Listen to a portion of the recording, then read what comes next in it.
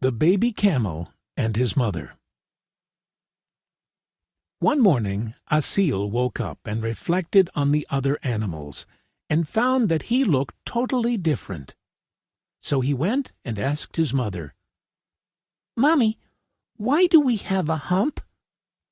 "Our humps are for storing water, so we can live in the desert," replied his mother. "Okay, and why do we have rounded feet, Mommy?" said Asil. The mother replied, "Because they help us walk comfortably in the desert. These legs also help us move around in the sand." "Okay, but why are our eyelashes long?" asked Asil. "To protect our eyes from the desert dust and sand," replied his mother.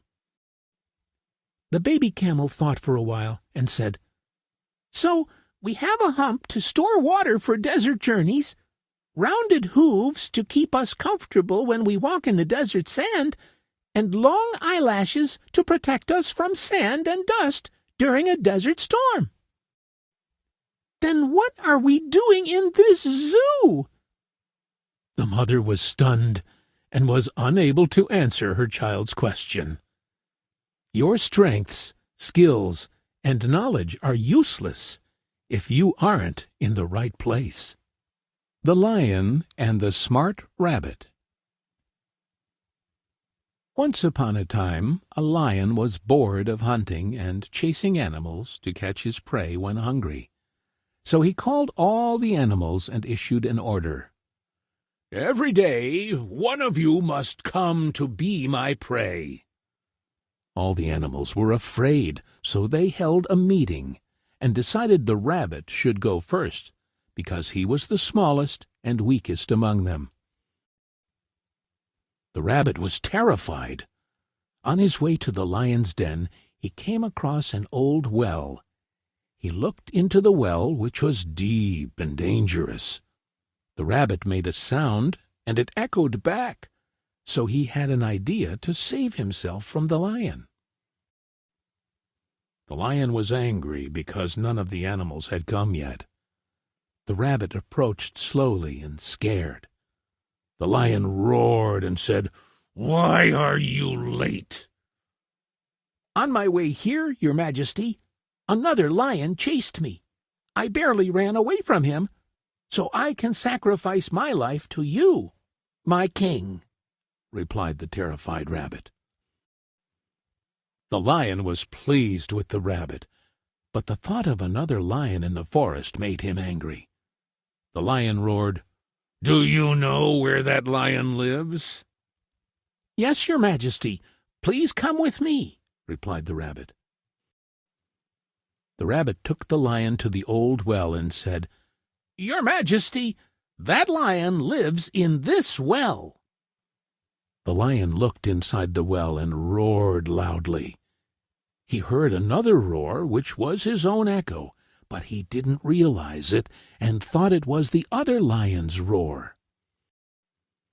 He jumped into the well, and that was the end of the lion.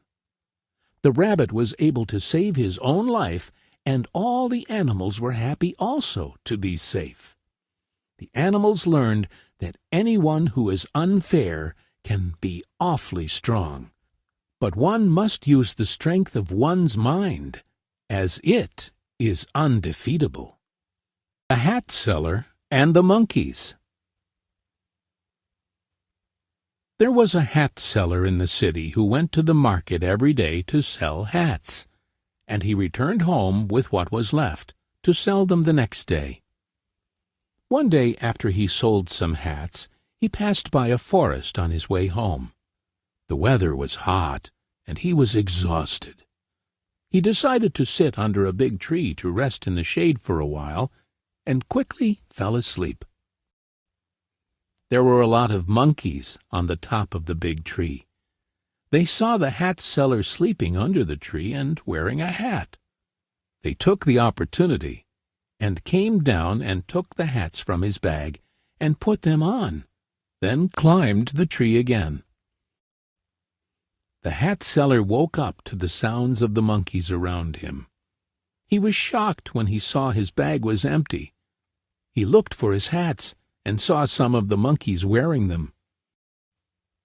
The hat seller tried to think of a way to get his hats back.